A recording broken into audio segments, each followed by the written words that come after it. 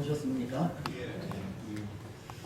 1959년도에 제작된 영화로서 아마도 제가 지금까지 본 영화 중에 가장 명작이 아닌가 생각합니다. 복수와 용서 그리고 구원에 관한 내용의 기독교적인 영화인데요. 이 영화를 만든 이후에 감독인 윌리엄 와일러라는 분이 이런 말을 했다고 합니다. 오 하나님, 이 영화를 진정 제가 만들었습니까? 그만큼 이 영화는 영적 감동이 있는 영화입니다. 이 영화의 내용을 전부 설명하기에는 너무나도 긴 시간이 필요하기 때문에 오늘 이 시간에는 이 설교에 필요한 한 장면만을 말씀드리려고 하는데요.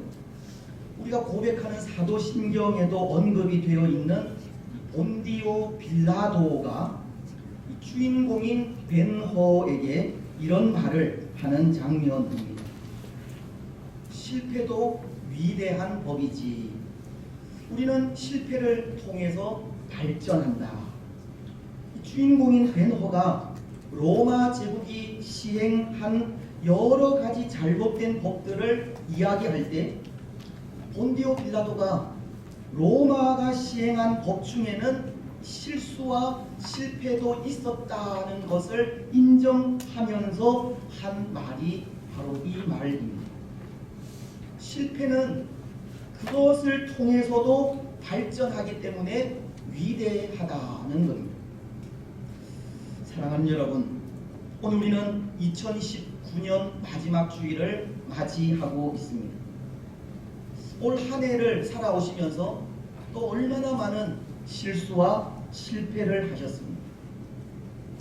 아마도 올 한 해를 시작하던 그 처음 우리는 매년 되풀이 되는 실수와 실패를 반복하지 않고자 아마 마음의 다짐을 참 많이 했으리라 생각합니다. 오늘 마지막 주일을 맞아 지나온 한 해를 되돌아볼 때 어떤 것 같습니까? 여전히 실수와 실패를 반복하는 삶을 사셨습니까? 아니면 그럼에도 만족한 삶을 사셨습니까? 분명 만족한 삶이었다고는 대답하지 못하리라 생각합니다. 하지만 실패는 그것을 통해서도 발전하기 때문에 위대하다는 말을 하듯이 혹 올 한 해 우리의 실패가 그것이 우리를 실망하게 하고 낙심하게 하는 것이 아니라 한 걸음 더 나은 삶을 향해 나아가게 하는 디딤돌이 되게 했으면 좋겠습니다. 올 한 해도 수도 없이 많은 실수와 실패의 삶을 살았지만 그것이 하나님 앞에 우리의 연약함임을 고백하고 회개하면서 우리의 힘과 도움이 되시는 주 예수 그리스도를 의지하여 실패를 성공으로 만들어가는 주의 복된 성도들이 되시기를 바랍니다. 여러분, 오늘 본문 속의 바울도 그런 것 같습니다. 바울도 실패를 통해 성숙하고 발전해 가는 모습을 보이고 있다는 것입니다. 우리가 계속되는 이 바울의 전도 여행을 바라보면서 느끼게 되는 것이 하나 있는데요. 그것은 이 복음을 전하는 바울의 그 마음의 각오가 날마다 새로워진다는 겁니다. 오늘 우리가 매년 새해에 새로운 각오로 한 해를 시작하듯이 바울도 전도 여행을 거듭하면서 그 마음의 각오가 매번 새로워지는 겁니다. 여러분, 그는 제1차 전도 여행 시에 이런 마음을 가지기도 하지 않았습니까? 루스드라에서 죽을 만큼 돌에 맞아 사람들에 의해 시외로 내쳐진 일이 있고 난 이후에 가진 마음인데요. 그때 그는 사도행전 14장 22절을 통해 이런 마음을 가지게 되었습니다. 제자들의 마음을 굳게 하여 이 믿음에 머물러 있으라 권하고, 또 우리가 하나님의 나라에 들어가려면 많은 환난을 겪어야 할 것이라 하고, 바울은 그가 예수님 때문에 당한 환난의 고난은 그리스도인들이 반드시 겪어야 하는 일이라고 하는 생각으로 더욱 믿음을 굳게 하리라는 마음을 가지게 된 것입니다. 또 그는 제2차 전도 여행 중 이 빌립보라는 곳에서는 이런 마음을 가지게도 됩니다. 예수님 때문이라면 죽음도 두렵지 않다는 겁니다. 왜냐하면 그는 빌립보에서 감옥에 갇히는 고초를 당했지만 그 안에서 하나님께 기도하고 찬송하며 나아갔기 때문입니다. 사실 감옥이라고 하는 환경은 앞날이 어떻게 될지 알 수 없는 환경인데요. 근데 그 속에서 하나님을 찬송하고 기도한다는 일이 쉬운 일이겠습니까? 예수님 때문이라면 죽음도 두렵지 않다는 마음 없이는 할 수 없는 행동입니다. 그는 빌립보에서 죽음도 각오하는 마음을 가지게 되었다는 겁니다. 그렇습니다. 바울은 이 전도 여행을 거듭하면서 이렇게 그 마음이 새로워지고 깊어지는 것을 발견할 수 있다는 겁니다. 고난 속에서는 믿음을 굳게 하리라는 마음을 가지게 되었고, 감옥 안에서는 예수님 때문이라면 죽음도 두렵지 않다는 마음을 가지기까지 그 마음의 각오가 새로워지는 것을 볼 수 있는 겁니다. 오늘 우리가 읽은 말씀도 그런데요, 그 마음의 새로운 각오를 볼 수 있습니다. 아마도 오늘 말씀을 통해 그가 가진 새로운 마음을 찾는다면 이런 마음이 아닐까 합니다. 예수 그리스도와 그의 십자가 외에는 아무것도 전하지 않기로 작정한 마음입니다. 그는 오직 예수 그리스도의 십자가만을 전하기로 마음을 먹었다는 겁니다. 오늘 5절 중반절부터는 이렇게 말씀하시기 때문입니다. 바울이 하나님의 말씀에 붙잡혀 유대인들에게 예수는 그리스도라 밝히 증언하니, 예수는 그리스도라 밝히 증언하니, 이것은 마치 바울이 고린도전서 2장 2절에서 내가 너희 중에서 예수 그리스도와 그가 십자가에 못 박힌 것 외에는 아무것도 알지 아니하기로 작정하였음이라 라고 하신 말씀과 같은 겁니다. 바울은 예수 그리스도와 십자가만을 전하기로 작정했다는 겁니다. 예수님만을 전해야겠다는 마음이 바울이 가진 새로운 각오였습니다. 그런데 여러분, 왜 오늘 바울이 이런 마음을 가지게 되었겠습니까?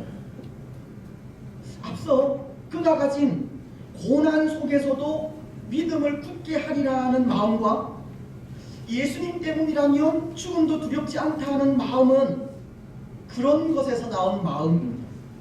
전도 여행을 거듭하면서 늘 새로운 환경과 예상하지 못하는 상황을 겪게 되는 과정 속에서 나온 마음입니다. 고난이라는 환경이 믿음을 더욱 굳게 하리라는 마음을 가지게 했고, 원치 않은 감옥이라는 환경이 예수님 때문이라면 죽음도 두렵지 않다는 각오를 가지게 했다는 겁니다. 날마다 새롭게 펼쳐지는 환경 속에 그 환경을 주장하시고 이끄시는 하나님의 손길로 그는 그 마음의 각오가 더욱 새로워지고 깊어지게 되었다는 겁니다. 그렇다면 오늘 바울이 가지게 된 이 마음, 예수 그리스도와 그의 십자가 외에는 아무것도 전하지 않기로 작정한 이 마음은 어떤 환경을 통해서 가지게 된 마음일까 하는 겁니다. 그것이 바로 실패를 통해서라는 겁니다. 우리는 앞서 실패는 그것을 통해서 발전하기 때문에 위대하다는 것을 말하지 않았습니까? 오늘 바울이 그 마음에 새로운 각오를 하게 된 것이 실패를 통해서라는 겁니다. 그렇습니다. 사랑하는 여러분, 사실 바울의 전도 사역이 다 성공을 거둔 것은 아니었습니다. 바울의 전도가 다 열매를 맺은 것은 아니라는 겁니다. 때로 어떤 지역에서는 복음이 역사에서 많은 열매를 맺기도 했지만 또 어떤 지역에서는 실패한 곳도 있었습니다. 그 대표적인 지역이 지난 주일 생각한 아덴이라는 곳인데요. 아덴에서 바울의 전도가 실패였다는 것은 복음을 전하는 그 방법에서였습니다. 그는 어쩌면 이 전도 전략에서 실패를 한 겁니다. 때로 바울은 전도 전략이 진리에서 벗어나지 않는 한 상황에 맞추어 또는 사람들의 형편에 맞추어 전도하는 그런 방법을 사용한 것인데요. 이 아덴에서도 마찬가지였습니다. 아덴에서 그는 아덴 사람들이 좋아하는 학문을 가지고 접근한 것을 기억할 수 있기 때문입니다. 아덴 사람들은 새로운 사상이나 학문 또는 철학을 좋아했고 바울은 마치 복음이 그들이 목말라 하는 새로운 사상인 듯 그것을 가지고 다가서게 되었는데 사실 그 방법이 사람들의 관심을 끄는 일에는 통했을지 모르지만 많은 열매를 맺지는 못한 겁니다. 우리가 지난 시간 생각한 17장 32절은 이렇게 말씀하기 때문입니다. 그들이 죽은 자의 부활을 듣고 어떤 사람은 조롱도 하고 어떤 사람은 이 일에 대하여 내 말을 다시 듣겠다 하니 아덴 사람들 중 어떤 사람들은 바울이 전하는 그 부활의 복음을 듣고 비웃기도 했듯이 아덴에서는 많은 열매를 맺지 못하는 겁니다. 어떤 면에서 아덴에서의 전도는 실패한 겁니다. 그래서 그 실패 이후 그것이 교훈이 되어 깨닫게 된 것이 복음을 전하는 것은 그 방법적인 면도 중요하지만 예수 그리스도를 예수 그리스도답게 전해야 한다는 것을 깨닫게 된 것입니다. 때로 학문도 좋고 철학도 좋으며 사람들이 좋아하는 것을 가지고 나아가는 것도 필요하지만 그것보다는 생명 그 자체인 예수 그리스도를 직접적으로 전하는 것이 중요하다는 사실을 깨닫게 된 것입니다. 그는 복음을 전하면 전할수록 무엇이 사람들에게 정말 필요한 것인지를 깨달은 겁니다. 사람들에게 정말 필요한 것은 예수 그리스도 그 자체라는 것을 깨닫게 되었다는 겁니다. 그렇습니다. 사랑하는 여러분, 오늘 사람들에게 필요한 것은 예수님이십니다. 예수님 그 자체입니다. 예수님으로 영원한 생명을 얻고 예수님으로 인해 구원을 받으며 예수님으로 인해 소망 중에 거할 수 있기에 사람들에게 정말 필요한 것은 예수님이십니다. 오늘 사람들이 원하는 지식이나 권력, 물질이나 생활의 복은 다 삶의 부수적인 것일 뿐 그것들이 결코 우리 사람에게 구원도 영원한 생명도 가져다 주지 않습니다. 오늘 사람들에게 필요한 것은 예수님이십니다. 예수님 한 분만이면 족합니다. 다른 그 어떤 것이 우리를 만족하게 하지 않습니다. 여러분, 그렇다면 오늘 우리는 어떻습니까? 우리는 예수님 한 분만으로 만족하십니까? 그래서 올 한 해 여기까지 살아오시면서 그 순간순간의 삶을 예수님 한 분만으로 만족하고 기뻐하며 감사하는 삶을 사셨습니까? 혹 예수님 한 분만으로 만족하지 못하여 우리를 만족하게 할 것 같은 세상의 것들을 찾아서 헤매지는 않으셨습니까? 하지만 오늘 우리에게도 정말 필요한 분은 예수 그리스도이십니다. 예수 그리스도만이 우리 삶에 참된 만족을 주십니다. 오늘 바울이 깨달은 것이 그것이라는 겁니다. 그래서 그는 복음을 전하면서 새롭게 다짐한 마음이 이제는 오직 예수 그리스도와 그가 십자가에 못 박힌 것만 증거하겠다는 다짐을 하게 된 것입니다. 오늘 5절을 다시 보십시오. 그가 전하는 말씀이 바로 예수님의 그리스도됨입니다. 5절은 이렇게 말씀을 하시는데요. 실라와 디모데가 마게도냐로부터 내려오매 바울이 하나님의 말씀에 붙잡혀 유대인들에게 예수는 그리스도라 밝히 증언하니. 특히 말씀은 바울이 하나님의 말씀에 붙잡혀 예수는 그리스도라고 증언했다고 합니다. 하나님의 말씀을 붙잡혀 예수님만을 증거한 사실을 말씀하고 있는 겁니다. 예수님을 전하는 일에 자신의 모습은 아랑곳 않고 전적으로 헌신하며 나아갔다는 겁니다. 그렇습니다. 여기 이 하나님의 말씀에 붙잡혀라는 이 말씀은 하나님의 말씀에 온전히 지배되고 사로잡힌 모습을 말씀하는 것인데요. 복음을 전하는 사람으로서 그 책무가 무엇인지를 분명히 알게 된 것을 표현하는 말씀입니다. 복음을 전하는 사람으로서 무엇을 전해야 하고 어떤 행동을 해야 하며 어떤 모습으로 나아가야 할 것인지를 알게 되었다는 겁니다. 그래서 이것에 대해 어떤 주석가는 이렇게 말을 합니다.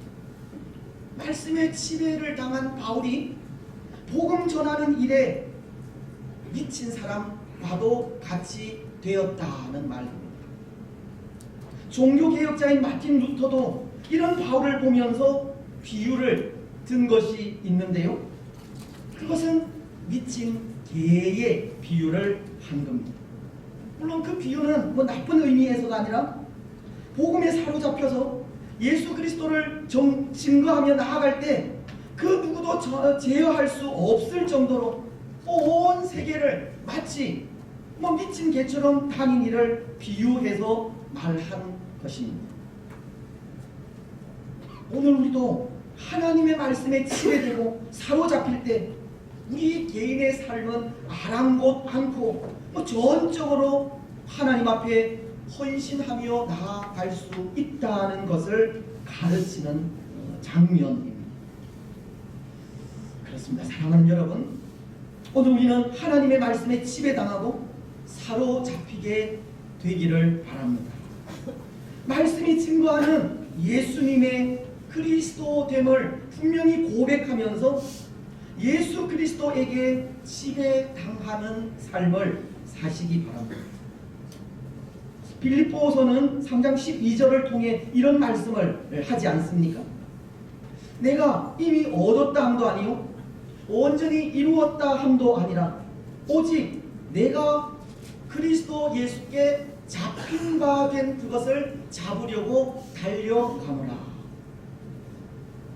바울은 빌립보서를 통해 다시 한번 예수 그리스도에게 지배당하고 있음을 고백하고 있는 말씀인데요. 그는 그리스도 예수께 잡힌 잡힌 바 되리라고 하면서 예수님께 지배당하고 있는 모습을 전하고 있는 겁니다. 그리고 예수님께 지배된 그 삶에 대해서 이렇게 말씀을 하십니다. 빌립보서 3장 7절로 9절 상반절 말씀인데요. 우리 이 말씀을 함께 읽었으면 좋겠습니다. 시작. 그러나 무엇이든지 내게 유익하던 것을 내가 그리스도를 위하여 다 해로 여길 뿐더러 또한 모든 것을 해로 여김은 내 주 그리스도 예수를 아는 지식이 가장 고상하기 때문이라. 내가 그를 위하여 모든 것을 잃어버리고 배설물로 여김은 그리스도를 얻고 그 안에서 발견되려 함이니 내가 가진 의는 율법에서 난 것이 아니고 오직 그리스도를 믿음으로 말미암은 것이니 곧 믿음으로 하나님께로부터 난 의라. 여러분, 하나님의 말씀에 지배당한 바울은 예수 그리스도를 위해 자신이 가진 그 모든 것을 다 해로 여기고 배설물과도 같이 여겼다라고 합니다. 예수님을 위해 그가 가진 모든 것을 잃어버렸다는 겁니다. 여기 배설물로 여겼다는 말은 뭐 세상이 자랑하는 것들, 바울이 자랑하는 것들 다 악취 나는 인군같이 여겼다는 말이고, 잃어버렸다고 하는 말은 지난 시절 화려했던 그 모든 경력들을 다 잃어버리는 손해를 당했다는 말입니다. 바울은 하나님의 말씀에 지배당하고 사로잡힌 그 삶이 자기 자신을 온전히 내려놓는 삶이었다는 것을 말하고 있는 겁니다. 예수님께 지배당한 그 삶을 전적으로 예수님을 위해 헌신하고 희생한 삶이었다고 말하고 있는 겁니다. 그렇습니다. 여러분, 예수님께 지배를 당한다는 것은 그런 것입니다. 예수님 때문에 내 것을 버린다는 의미, 예수님 때문에 희생하고 헌신하는 것을 말합니다. 내가 가진 생각, 내가 가진 지식, 내가 가진 자존심, 내가 가진 성격과 고집까지도 내려놓는 것이 예수님께 지배당하는 모습입니다. 다윗이 여호와의 법궤를 옮길 때 아내인 미갈이 업신여기기까지 그 속살이 드러날 정도로 춤을 추며 나아갔듯이 예수님 앞에 나의 자존심까지도 내려놓고 내어놓는 것이 지배당하는 모습이라는 겁니다. 여러분, 오늘 우리는 어떠합니까? 예수님 앞에 내 것을 내려놓는 것을 좋아하십니까? 말씀에 지배당하는 것을 기뻐하십니까? 예수님 때문에 억울한 일 당하는 것 좋아하십니까? 때로 오늘 우리는 그런 것 같습니다. 손해보는 것 싫어하고 억울한 일 당하는 것 싫어하며 기득권을 내려놓는 것 싫어합니다. 예수님 때문에 당하는 고난도 싫어합니다. 하지만 오늘 우리는 나를 버려야 합니다. 나의 생각을 내려놓아야 합니다.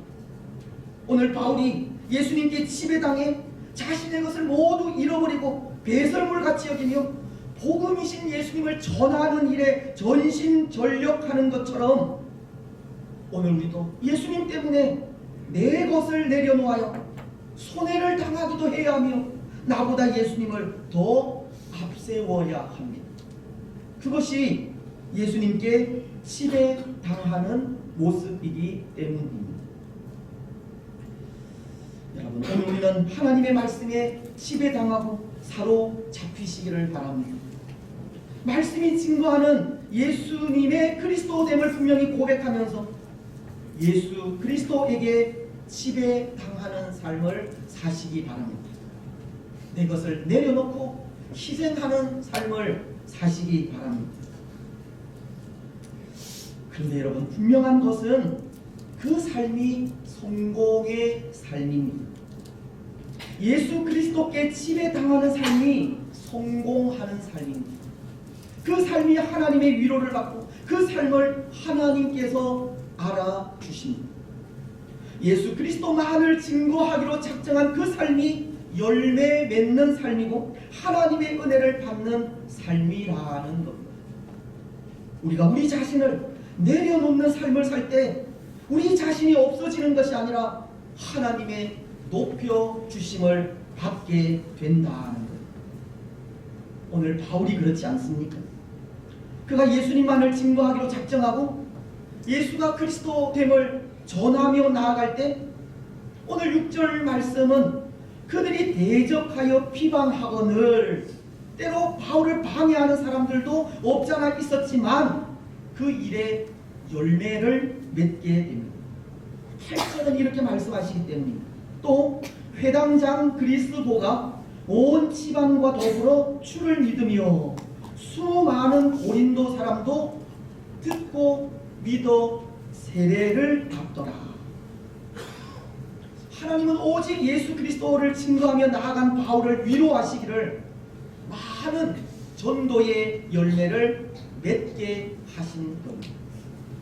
자신의 모든 것을 내려놓고 변함없이 헌신하며 나아가는 바울에게 하나님은 전도의 열매로 보상해 주셨습니다. 하나님은 전도자인 바울에게 성공을 주신 겁니다. 그렇지 않습니까? 전도자에게 성공은 전도의 열매이기 때문입니다. 하나님은 바울에게 성공적인 삶을 살게 하신 겁니다. 뿐만 아니라 하나님은 자신을 내려놓고 전적으로 복음에 헌신한 바울을 위로하시는 것이 주의 음성을 통해서입니다. 오늘 9절로 10절은 밤의 환상 가운데 하나님께서 바울에게 찾아오셔서 이런 말씀을 하십니다. 밤에 주께서 환상 가운데 바울에게 말씀하시되 두려워하지 말고 침묵하지 말고 말하라. 내가 너와 함께 있음에 어떤 사람도 너를 대적하여 해롭게 할 자가 없을 것이니 이는 이 성중에 내 백성이 많으니라. 오늘 바울에게 이 말씀이 얼마나 큰 위로가 되었겠습니까? 혹 바울은 복음을 전하다 핍박을 받고 이 상심한 가운데 있을지 모르는데 하나님은 그에게 찾아오셔서 두려워하지 말라, 침묵하지 말라고, 너를 대적할 자 없겠다라고 하십니다. 이 말씀이 그에게 얼마나 큰 힘이 되었겠습니까? 하나님은 하나님을 위해 전적으로 수고하는 자들을 그냥 두지 않는 겁니다. 그 삶을 알아주시고 위로해 주시는 겁니다. 그렇습니다. 사랑하는 여러분, 올 한 해 주의 교회를 위해 수고하신 여러분들에게도 하나님의 이런 위로의 말씀이 함께 하시기를 바랍니다. 때로 연약한 인생인지라 부족한 점도 많았지만 올 한 해 여러분들도 교회를 위해 참 많이 수고하셨지 않습니까? 오늘 우리의 수고에 하나님의 말씀이 주는 위로가 충만하시기 바랍니다. 두려워하지 말라, 염려하지 말고 걱정하지 말라. 내일 아궁이에 던져질 들풀도 하나님께서 입히시듯 우리도 그렇게 입히실 것이라. 가만히 서서 도우시는 하나님의 그 손길을 바라보라. 우리를 위로하시고 힘주시는 하나님의 말씀이 우리 가운데 충만하시기를 바랍니다. 그래서 그 말씀에 힘입어 오늘 이 힘든 세상 가운데 더욱 담대하게 그리고 신실하고 거짓 없이 주께서 맡겨주신 사명을 감당해 가시기를 바랍니다. 이제 말씀을 맺겠습니다. 사랑하는 여러분, 때로 실패는 우리를 성공으로 인도하기도 합니다. 우리가 우리의 실패를 인정하고 다시금 예수 그리스도를 의지할 때입니다. 예수 그리스도에게 지배당하는 삶을 살 때 그 삶을 하나님께서 알아주십니다. 올 한 해 우리는 참 많은 실패를 하였지만 그 실패를 내어놓고 회개하면서 다시금 우리 자신을 하나님께 맡겨드리시기 바랍니다. 때로 우리의 실패가 우리 자신을 내려놓지 않은 것에 있음을 인정하면서 모든 것을 잃어버리기까지 손해를 당해도 다시금 예수님의 지배 가운데 거하시기를 바랍니다. 변함없이 말씀의 지배당하고 변함없이 예수님만으로 만족하며 변함없이 주의 일에 헌신하시기 바랍니다. 그래서 그 삶을 통해 우리를 성공으로 이끄시고 우리를 향하여 너희는 나의 영광이요 면류관이며 기쁨이라는 주의 위로의 음성을 듣는 복된 성도들이 되시기를 주님의 이름으로 축복합니다. 481장